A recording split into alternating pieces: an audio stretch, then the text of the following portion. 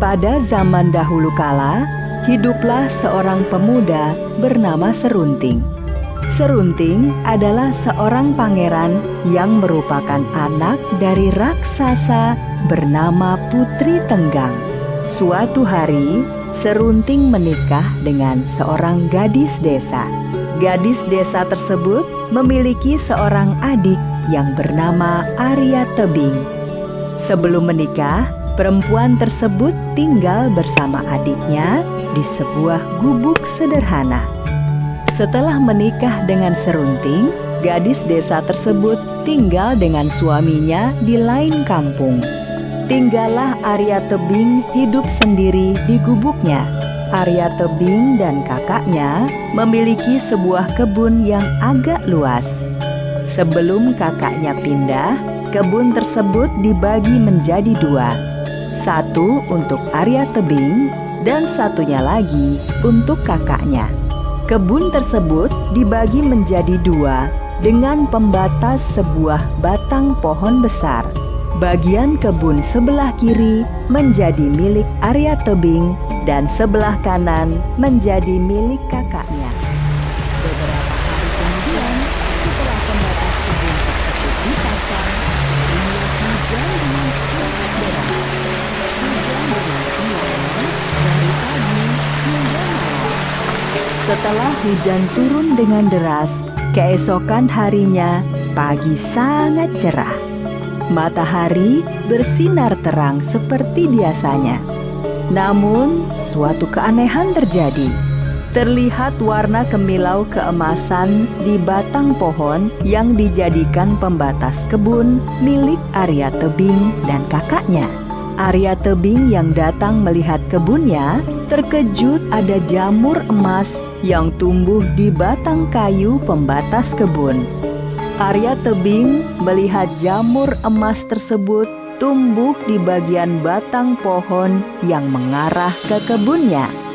Sedangkan di bagian batang pohon yang mengarah ke kebun kakaknya hanya tumbuh jamur biasa.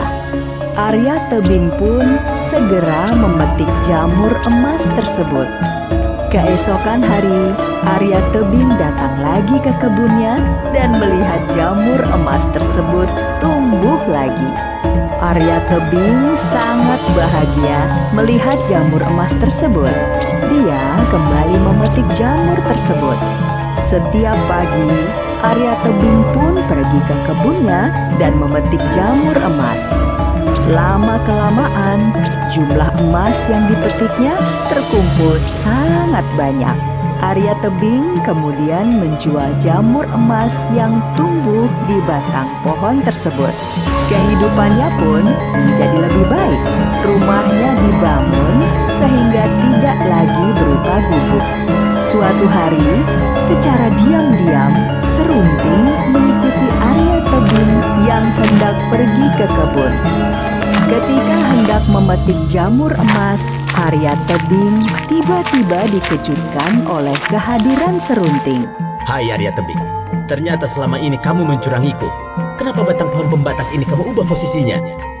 Apa maksud Kakanda?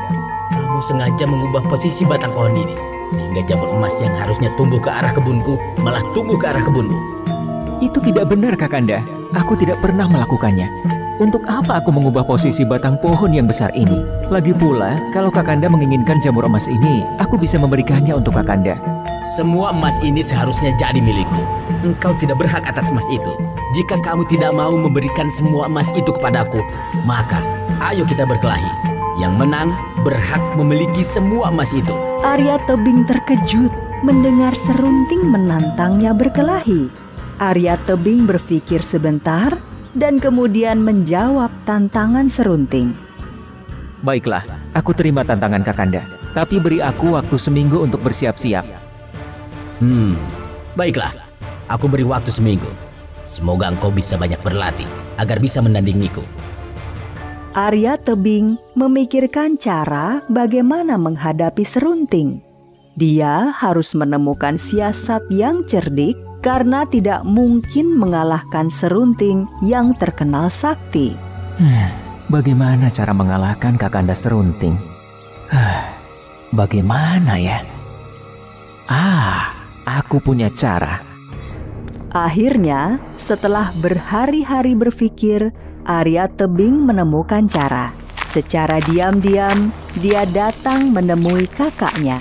"Ada apa engkau datang menemuiku secara diam-diam begini, Arya Tebing?" Kemudian, Arya Tebing menceritakan semua permasalahannya dengan Serunting. "Jadi, apa yang harus aku lakukan?" Tolong beritahu aku apa kelemahan dari Kakanda Serunting. Hanya dengan cara itu aku bisa mengalahkannya. "Maafkan aku, Arya Tebing, tapi aku tidak bisa mengkhianati suamiku." Kalau aku sampai kalah, Kakanda Serunting pasti akan membunuhku. Tapi kalau aku bisa mengalahkan Kakanda Serunting, aku berjanji aku tidak akan membunuhnya. "Baiklah, karena engkau sudah berjanji tidak membunuhnya, maka aku akan memberitahukannya. Kelemahan Kakanda Serunting terletak pada rumput ilalang yang selalu bergoyang meskipun tidak tertiup angin.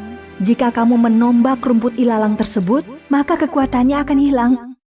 Pada hari yang telah ditentukan, akhirnya pertarungan antara Arya Tebing dan Serunting pun berlangsung. Arya Tebing memang masih kalah ilmu dibandingkan Serunting. Arya Tebing terdesak mendapatkan serangan bertubi-tubi dari Serunting. Tapi Arya Tebing tidak khawatir. Dia sudah mengetahui kelemahan dari Serunting.